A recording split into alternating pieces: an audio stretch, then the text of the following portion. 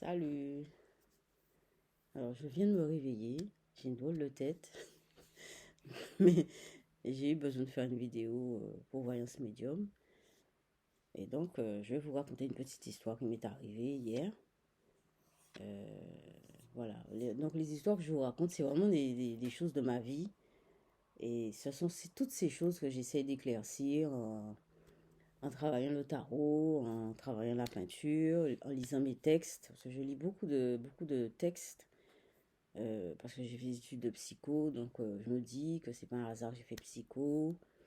Il n'y a jamais de hasard dans la vie. Par contre, les études que j'ai faites, je suis allée jusqu'au master, donc j'ai quand même bouquiné pas mal. Donc j'ai pris, alors je me suis dit, c'est vrai que j'aime travailler. Mon fils me dit tout le temps, ça va, maman, tu aimes trop travailler. Mais c'est vrai que, bon, faut pas aller dans les excès non plus.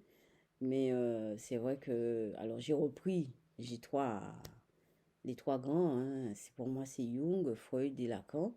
Donc, je les travaille. Ça veut pas dire que je comprends, hein, c'est que je lis tout le temps. Mais je crois qu'un jour, à force de lire, je vais m'imprégner, parce que moi, je suis du style à m'imprégner, et ça va me permettre de prendre la distance, etc., de faire des connexions. Enfin bref, tout ça, c'est... Et donc, c'est pour vous expliquer que vraiment, je cherche à... euh, euh, euh, euh, donc comprendre, à éclairer, à chercher à voir ce qui se passe. Et ça n'empêche pas que je vive des choses incroyables et que voilà, hein. Et alors le tarot, vraiment le tarot pour moi, j'ai positionné le tarot dans les fondations, c'est-à-dire dans les enfin quand je sais pas, j'ai pas jeté le tarot dans un trou, hein, mais dans les fondations dans mon émotionnel. Enfin, on parlera de ça un petit peu plus tard. Enfin, je vais avancer un petit peu plus dessus. Alors, aujourd'hui, je voulais vous raconter une histoire qui m'est arrivée. Euh, une histoire, c'est hier, hein. Alors, j'avais acheté j'ai acheté tous les mois, j'achète le Navigo.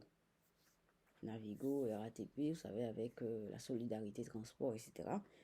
Parce que étant donné que je vis du RSA, et des minima sociaux, et donc j'ai certaines aides, enfin tout le monde sait, hein, mais c'est vrai qu'après il faut galérer pour remettre ça à jour, enfin bref.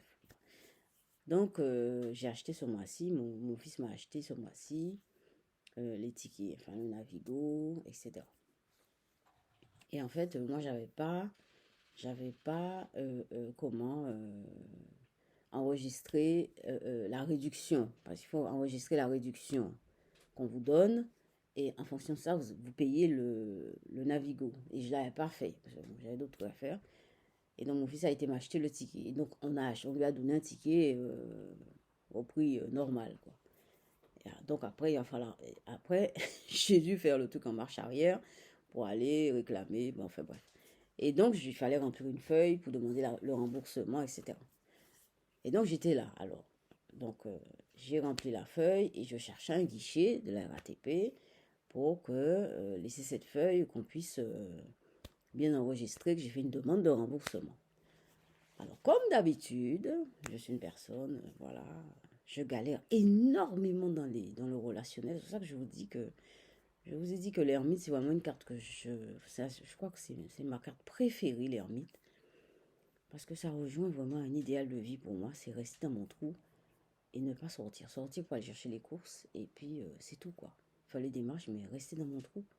Pourquoi? Parce que j'ai énormément de difficultés dans le relationnel. Pourquoi?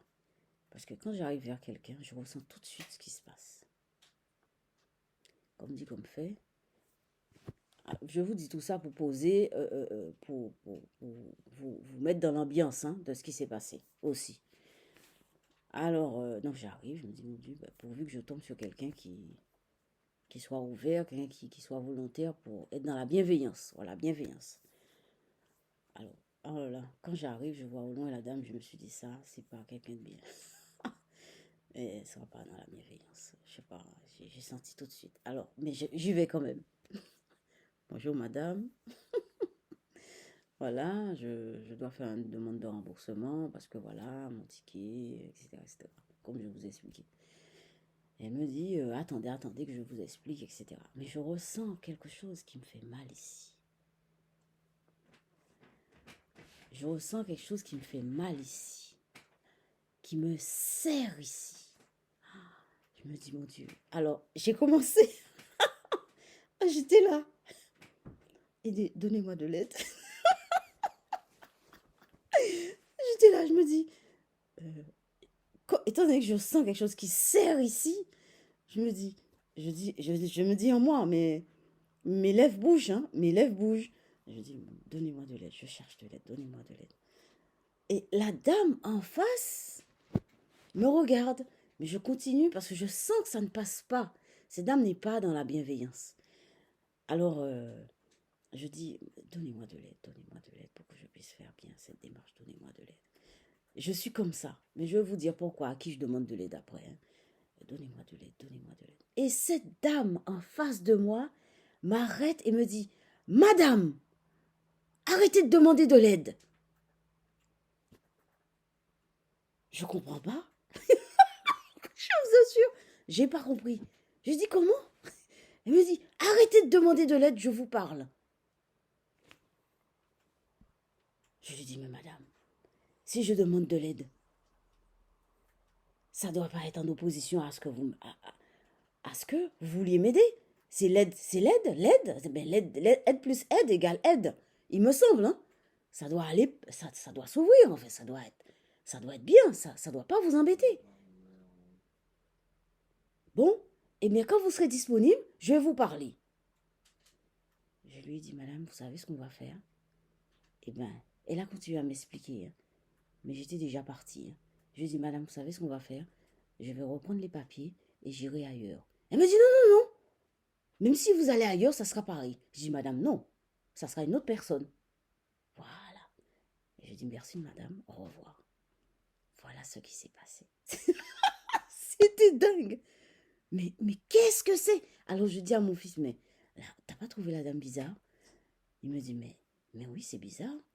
Je dis, mais attends, mais elle a vu. Mais comment elle a compris que je demandais de l'aide? Alors, à qui je demande de l'aide? Alors, je vous avoue que, bon, je ne fais pas des prières comme les personnes religieuses. J'ai rien contre les personnes religieuses, hein, ni contre la religion. Chaque personne fait comme elle peut. Je vous assure que chaque personne fait comme elle peut dans ce monde, dans cette traversée. On fait ce qu'on peut. Voilà. Je n'ai rien contre la religion. Par contre, moi, ce que je faisais, c'est pas la religion.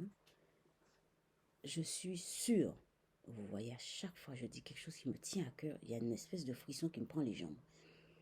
Je suis sûre qu'il y a des personnes qui sont beaucoup plus évoluées que nous les humains, je dis, et qui sont en connexion avec nous. Peut-être que c'est nous-mêmes, hein, parce que nous, on n'utilise pas toute notre intelligence. Hein. Ça a peut-être un rapport, c'est peut-être nous-mêmes, remarquez. Mais je suis sûre qu'il existe une sphère qui est élevée, qui est beaucoup plus intelligente que nous et qui nous aide.